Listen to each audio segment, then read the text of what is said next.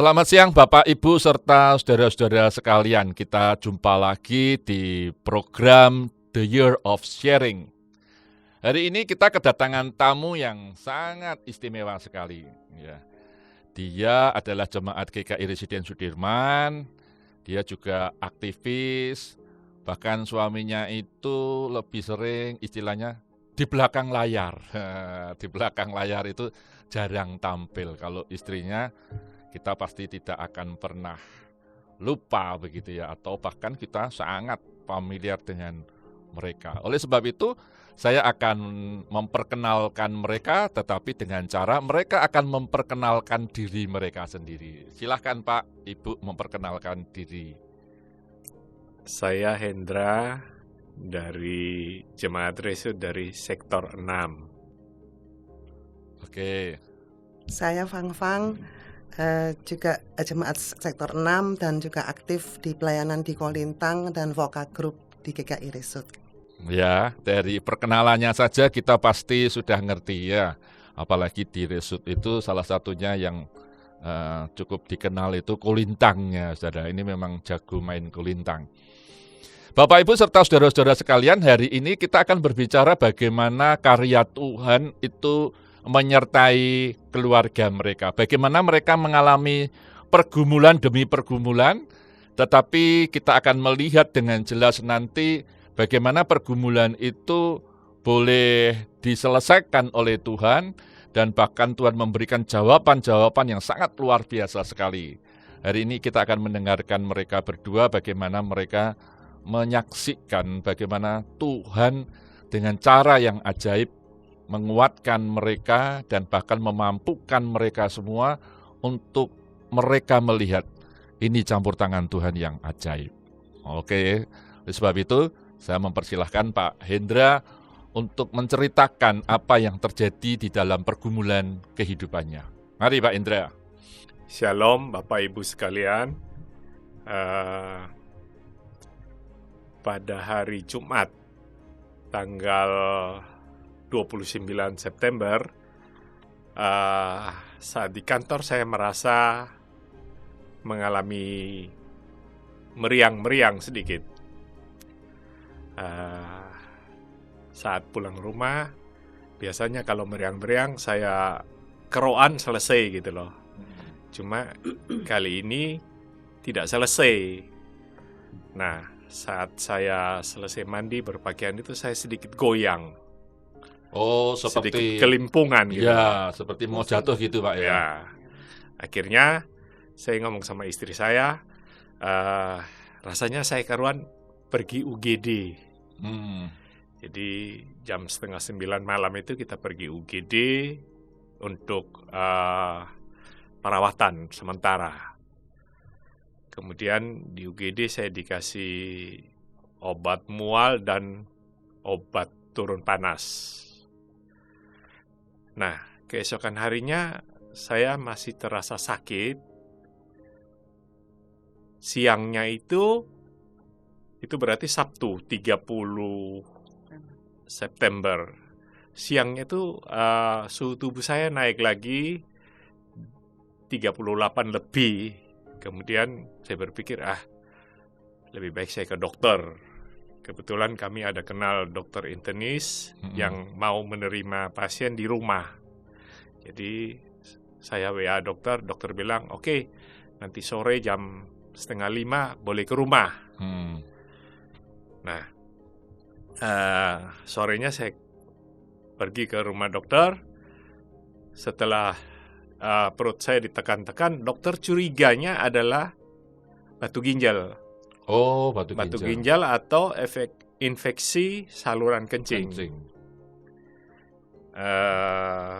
Kemudian sebenarnya kondisi saya masih oke-oke saja gitu loh. Kemudian dokter bilang, coba kita lanjut aja dengan tes urin. Oh, tes urin. Tes urin.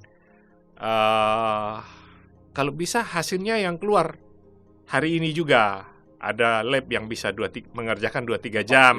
Cuma saya berpikir ya sudah malam gini, sudah sore gini, cari di mana gitu loh. Nah, kemudian dokter ini bantu nyari Oh, dapatlah lab yang masih buka dan mereka bisa hasilnya keluar dalam 2-3 jam.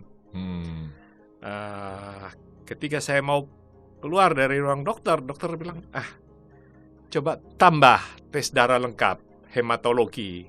Akhirnya ditambahlah pemeriksaan itu, tes darah lengkap. Ya pertama saya pikir, ngapain? Saya juga baru tes darah. Tapi waktu itu saya diam saja. Oke, saya ikuti, kemudian tes. Nah, jam 8 malam itu dokter telepon saya. Hendra, kamu harus segera masuk rumah sakit. Loh, kenapa dok? Pertanda infeksi itu 3. CRP, leukosit, sama LED. Itu dari hasil tes darah itu tinggi sekali, terutama CRP. CRP itu sampai 70 kali lipat kalau tidak salah ya. Dokter bilang, sudah ini kita harus lebih serius. Dok, Senin aja. Kan saya pikir Minggu masih ibadah gitu. Jangan, kamu masuk sudah hari ini gitu loh. Jadi jam 9 malam saya masuk rumah sakit. Saya disuntik antibiotik. Oke. Besok hari Minggu itu kondisi saya sudah makin membaik. Sakit ini berkurang. Saat visit dokter Minggu pagi itu, beliau menyampaikan, rasanya kamu ini perlu CT scan. Tidak bisa USG lagi, supaya lebih teliti, CT scan. Oke dok, hari Minggu itu CT scan, siang, sore hasilnya keluar. Nah, hasil itu menyatakan bahwa ada multiple divertical. Jadi itu di usus besar ada tonjolan keluar. Ada tonjolan keluar, dia benjol keluar, membentuk kantong. Jadi dari dalamnya seperti ada lubang, tonjolan keluar. Dan itu terjadi rembesan. Kalau kesimpulan di hasil CT scan dari dokter radiologi itu adalah perforated colon. Jadi ada rembesan keluar dari kantong usus itu. Ususnya. Ya. Dan itu bukan satu tempat, 3 tempat, beberapa multiple tempat. divertical. Beberapa? Iya. Dekat-dekat atau agak jauh? Agak jauh pokoknya. Ya, multiple divertical. Ya, harus segera dilakukan tindakan. Jadi dari dokter internis yang menghandle saya sama dokter CT scan itu merekomendasikan ke dokter bedah. Dari kesimpulan hasil CT scan itu saya harus segera dilakukan tindakan. Operasi begitu ya? Operasi. Kemudian dokter menghubungi dokter bedahnya. Nah, dari pembicaraan itu saya diinfokan kembali, ya saya harus segera dibedah usus, pemotongan usus. Pemotongan usus. Nah, karena infeksinya cukup parah, kemungkinan usus ini tidak bisa langsung disambung. Jadi saya harus pakai kantong kotoran. Selama kurang lebih 3 bulan. Kenapa tidak bisa langsung dilakukan penyambungan? Karena saat infeksi itu, kalau kita sambung, hasilnya tidak akan bagus. Dan kemungkinan besar itu dia bocor lagi kembali. Harus menghadapi tindakan yang kedua lagi gitu loh. Jadi dokter menyarankan, kita akan melakukan tindakan operasi, potong usus, tapi pakai kantong kotoran. Saya ya sempat kaget saat itu. Saya bilang, saya ini kan orang lapangan. Kalau saya harus bawa kantong kemana-mana itu kan cukup susah. Ya, repot sekali ya. Repot. Tapi dokter internis mengatakan sekarang ini teknologinya sudah beda. Kantong itu kecil dan cukup steril. Tapi kan siapa yang bisa tahu kalau saya bepergian, berkeringat, berdebu. Karena kan ada selang yang keluar dari usus itu, dari Iya. perut kita kan. Ya saya sempat kaget, saya sempat nawar ke dokter, dokter boleh enggak saya tidak melakukan operasi dulu, saya pending. Saya kepingin konsultasi, Mencari second opinion. mencari maksudnya. second opinion. Tapi Oke. saran dari dokter internis jangan, karena kalau sampai usus kamu ini bocor, itu kita berpacu dengan waktu. Oke, iya. Berpacu dengan waktu. Nah, ya akhirnya saya minta waktu untuk berpikir. Iya. Dokter internisnya pulang, saya diskusi sama istri, sama keluarga. Akhirnya, ya kalau genting seperti gini, sudahlah kita ikuti sudah saran dokter. Nah, saat itu, waktu itu mungkin anak-anak belum datang ya. Iya. Anak-anak belum datang. Jadi saya ajak istri ini berdoa sudah.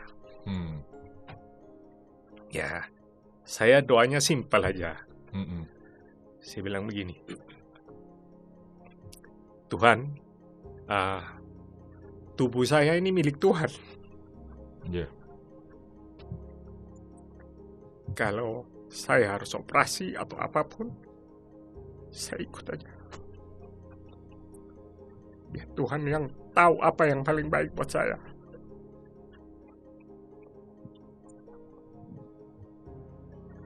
Akhirnya saya beritahu suster, oke, saya siap operasi besok. Nah, kebetulan dokter yang akan bedah ini lagi di Banjarmasin. Oh. Senin baru dia kembali. Oke. Ya beberapa, terutama mama begini, mereka tidak setuju. Cuma saya sudah mengambil keputusan saat itu.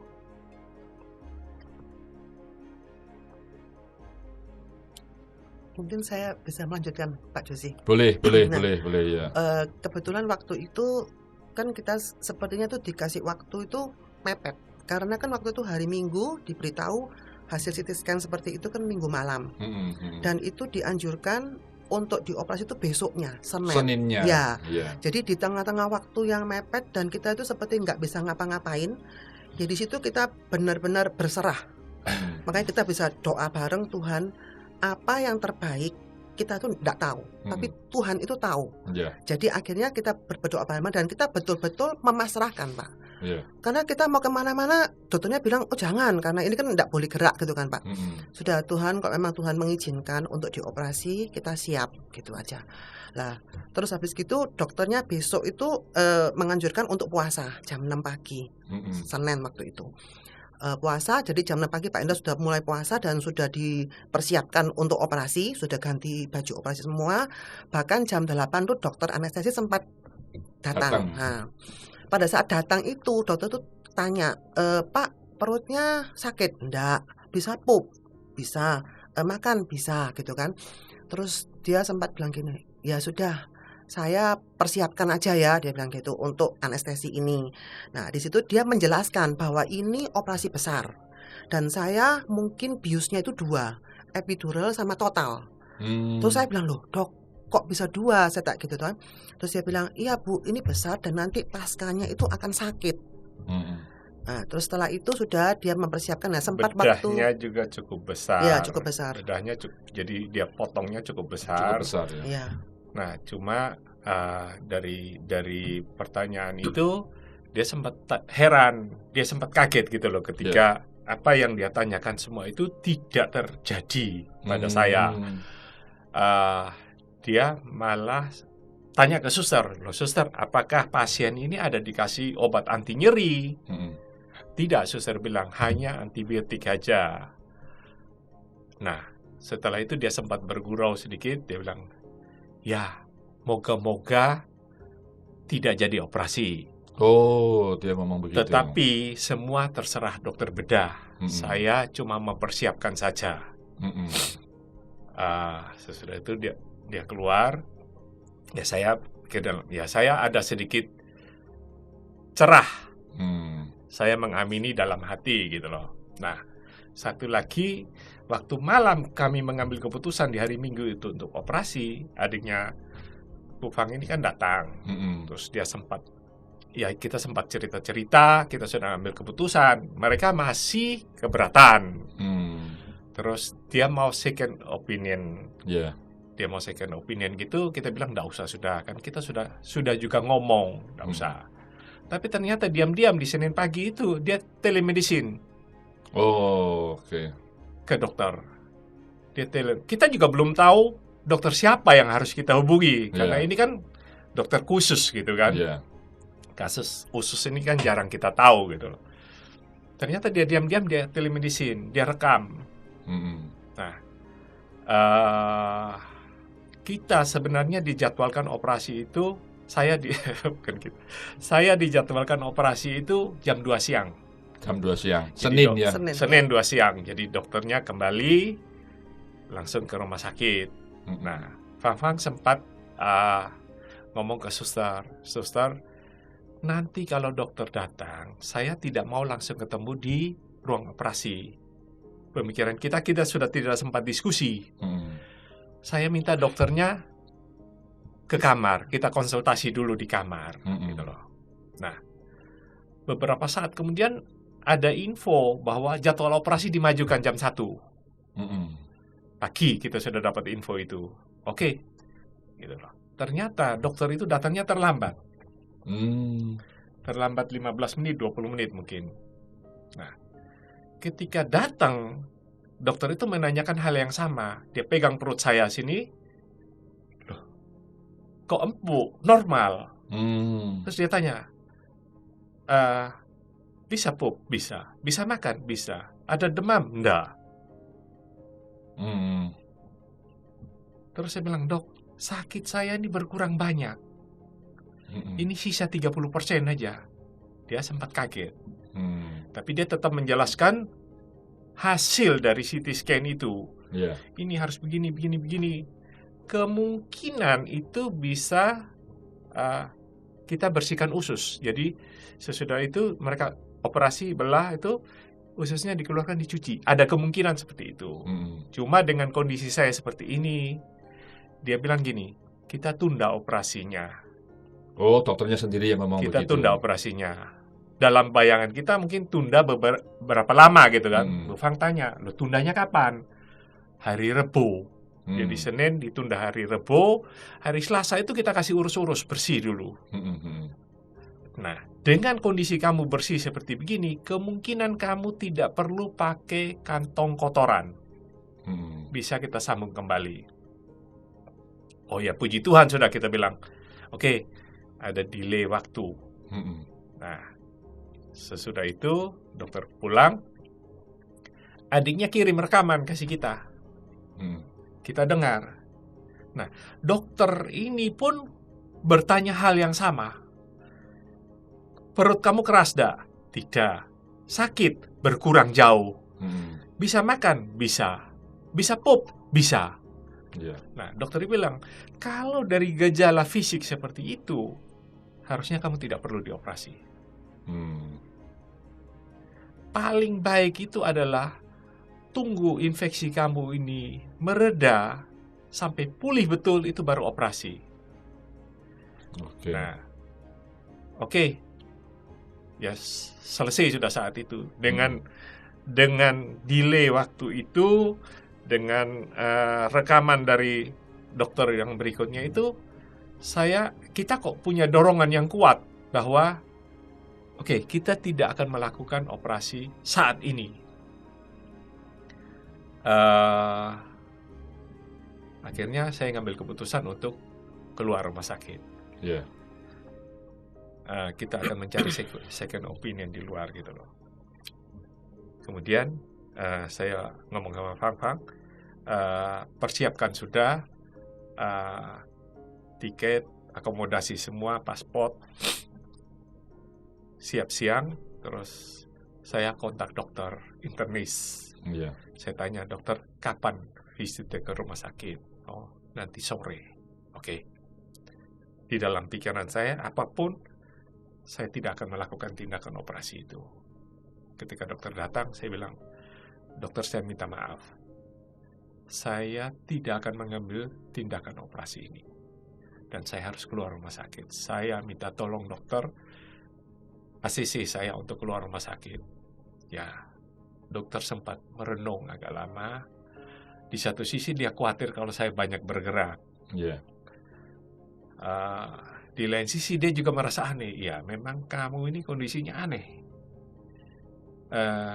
Kamu punya perut ini tetap seperti biasa dan sakit kamu ini berkurang jauh.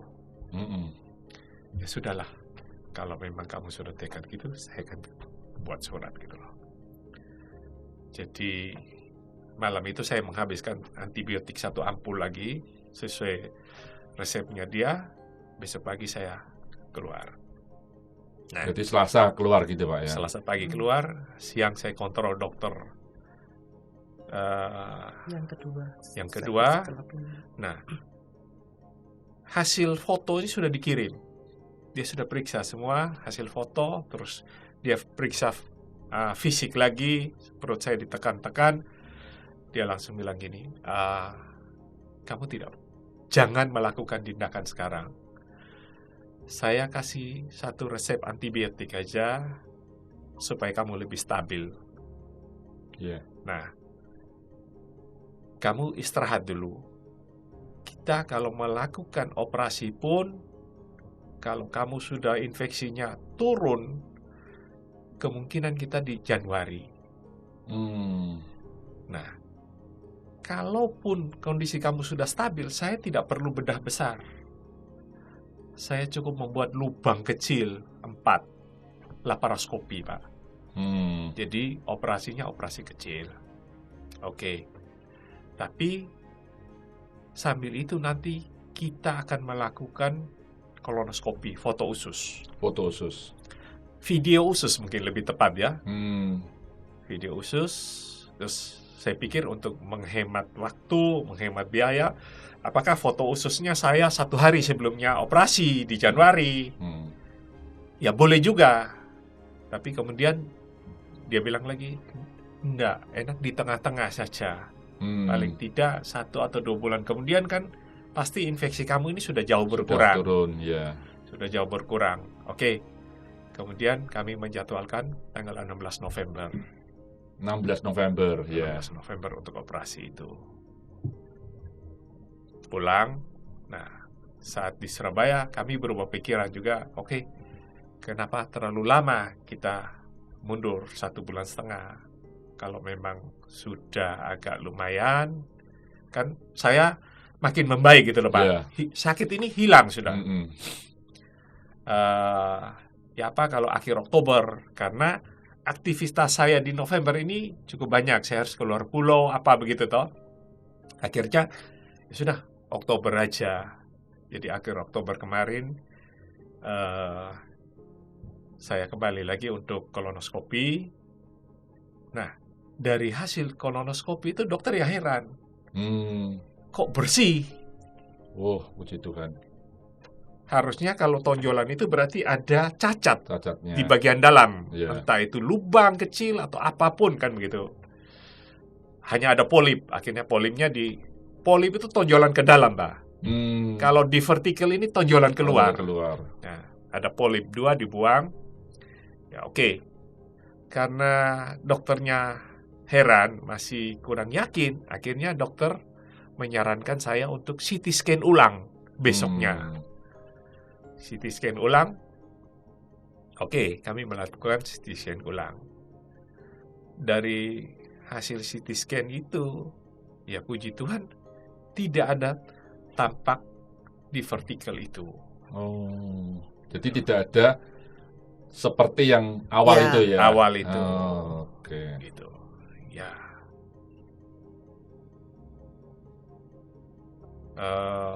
Ya saya merasa bahwa ya apa yang saya alami ini ada campur tangan Tuhan. Tuhan ya luar biasa. Ya, ada pertolongan Tuhan. Kesatu, saya tidak jadi operasi dengan berbagai cara. Kedua, kami memutuskan untuk mencari second opinion dengan bantuan saudara. Ada orang-orang di sekeliling kami yang memberikan masukan, mensupport, dan mungkin kalau saat itu adiknya Fang tidak melakukan telemedicine, padahal kan juga. Kita sudah ngomong tidak usah sudah, karena betul. Kita sudah mengambil keputusan untuk ikut apa saran dokter, tapi adiknya diam-diam telemedicine. Nah, saya pikir ya itu sudah dalam campur tangan Tuhan. Amin. Nah, kami tidak jadi operasi dan bahkan sekarang tidak perlu operasi. Puji Tuhan. Itu yang ya mungkin Abang bisa nambahkan. Di perjalanan waktu yang kita menunggu untuk kolonoskopi itu Pak Josi, ya itu kan sempat kita juga ada khawatir kan, karena nggak tahu dalamnya itu kayak apa. Mungkin kadang-kadang ada orang yang kasih masuk, oh bisa juga ini kanker misalkan kayak gitu. Karena bisa terjadi di beberapa orang yang itu gejala-gejala untuk menuju ke CA gitu kan. Jadi rasa khawatir itu tetap ada. Cuma di dalam waktu itu kita menunggu waktu kolonoskopi itu, saya dalam doa pribadi saya, tapi itu tanpa saya berdoa dengan Pak Hendra orang tua itu ya, saya sempat berdoa gini sama Tuhan. Tuhan, Hendra itu Tuhan yang menenun dia di dalam rahim mamanya. Jadi Tuhan itu sebetulnya kalau mau repair itu dengan cepat, dengan balik tangan pun itu bisa. Amin. Dan pada saat saya doa itu Pak Josi, saya tuh membayangkan usus tuh mulus gitu loh, nggak ada cacatnya gitu, jadi mulus gitu. Jadi saya sambil doa, sambil mengimani itu dan sambil bayangkan bahwa Tuhan itu sanggup kok untuk merepair usus yang nggak bagus istilahnya gitu tuh menjadi menjadi baik. Nah, dengan berjalannya waktu itu juga saya juga sempat ditawari Foni seperti itu kan, Ci mau ndak bersaksi gitu kan. Di situ saya tuh seperti kayak diingatkan gitu Pak. Oh iya sih, saya bilang itu kan dalam Alkitab juga kita disuruh beriman kan Pak. Beriman itu kan istilahnya kalau pengertian saya Pak ya, kita belum tahu di depan ada apa, tapi kita sudah meyakini dan percaya Tuhan pasti memberikan kepada kita gitu kan. Jadi saya bilang, oh ya wis, saya bilang tuh saya mau beriman bahwa ini memang betul-betul Tuhan sudah memberikan kesembuhan yang sempurna. Amin. Nah di situ saya ya wis saya mau, sempat ditawar seperti itu kan. Tapi terus saya berpikir, waduh tanggalnya kan juga enggak pas Pak. Kalau itu saya ditawari untuk rekaman ini kan tanggal 11. Nah, terus saya padahal rencananya balik itu tanggal 16. Wah, saya ini mau menyaksikan sesuatu yang dari Tuhan tuh yang betul-betul maksudnya sudah sempurna, clear gitu loh Pak. Jadi akhirnya saya bilang coba sih saya minta dimajukan, karena memang sampai pertengahan Oktober pun tuh sudah 1 bulan seperti anjuran dokter itu. Nah, akhirnya saya bilang terus saya minta nanti bisa dimajukan itu awal November. Ya, makanya terus kita balik untuk cek itu dan ternyata puji Tuhan hasilnya baik, dan memang dari dalam, dari luar, dari kolonoskopi, CT scan semua bilang tidak kelihatan seperti yang foto yang pertama itu. Gitu. Jadi memang betul-betul ada perubahan begitu ya. Bagaimana Tuhan mengubah seperti yang dibayangkan oleh Ibu Fang bahwa mulus keadaannya, kondisinya baik begitu ya. Dan saya rasa Tuhan bisa memakai segala cara, baik dari orang-orang, baik itu saudara atau teman-teman juga, dan mungkin juga obat-obatan yang selama ini sudah dikonsumsikan Pak Josi. Jadi menurut saya itu kuasa Tuhan itu di atas segala-galanya, dan Tuhan bisa memakai segala cara. Itu yang kita ingin saksikan. Ya Bapak Ibu serta saudara-saudara sekalian, betapa kita bisa menyaksikan ini luar biasa pertolongan Tuhan. Saudara bisa melihat secara detail tadi, mulai dari Pak Hendra meragukan sampai percaya mau operasi dan bahkan kepengen langsung operasi. Tapi operasi itu bisa gagal, bisa ditunda, dan bahkan akhirnya Tuhan sendirilah yang membuktikan bagaimana karya Tuhan terhadap anaknya Pak Hendra berjalan dengan baik. Kondisi mulai dari CT scan yang pertama dengan yang kedua itu berbeda begitu ya. Berbeda itu bukan salah fotonya, tetapi memang Tuhan sudah menyembuhkannya. Tuhan sudah menyatakan kesembuhan ini juga melalui iman dari Bu Fang Fang, yang jelas dia terus boleh mengimani. Bahkan ketika akan bersaksi pun, dia kepingin kesaksian itu adalah kesaksian yang sudah clear, yang sudah Tuhan bereskan semuanya itu, sehingga hasilnya sangat luar biasa sekali. Bapak, Ibu, serta saudara-saudara sekalian, kita bisa melihat bagaimana campur tangan Tuhan melalui setiap pergumulan anak-anaknya. Ya, Pak Hendra menceritakan ini, itu karena dia merasakan betapa Tuhan itu memperhatikan dia, betapa Tuhan itu mengerti, betapa Tuhan itu mau hadir di dalam segala pergumulannya. Saya kira siapa sih yang tidak takut namanya operasi begitu ya. Apalagi tadi diceritakan awalnya operasi besar, bahkan akan disediakan kantong yang di luar begitu ya. Pak Hendra sendiri membayangkan betapa sulitnya karena orang operasional disuruh kerja kayak begitu kan juga khawatir. Ada bakteri-bakteri yang atau virus yang bisa masuk dan sebagainya. Saudara, kekhawatiran itu menjadi sirna ketika Tuhan memberikan jawaban-jawaban yang luar biasa kepada Pak Hendra maupun Bu Fang Fang. Di sini kita melihat betapa Tuhan itu mengasihi mereka, menyayangi mereka, bahkan Tuhan juga melakukan perbuatannya yang ajaib kepada mereka. Saudara, saya membacakannya di dalam Filipi pasalnya yang keempat, ayatnya yang ke-13, itu ayat yang sangat terkenal juga, menyatakan demikian. Segala perkara dapat kutanggung di dalam Dia yang memberi kekuatan kepadaku. Saudara, ingat segala perkara. Tidak ada perkara besar, perkara kecil begitu ya. Segala perkara dapat kutanggung di dalam Dia. Segala perkara ini mau menyatakan kepada kita bahwa Tuhan itu sanggup memberikan kekuatan kepada kita.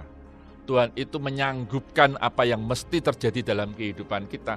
Tuhan itu mengokohkan dan menguatkan. Dan ini pengalaman menjadi pengalaman yang sangat menarik sekali, saudara. Dan kita terus boleh mempercayai Tuhan itu adalah Tuhan yang hidup, begitu ya. Tuhan yang mengerti persoalan anaknya, Tuhan yang mengerti dan bahkan Tuhan yang menjawab pergumulan dari anak-anaknya. Dan biarlah ini juga menjadi kekuatan kita bersama.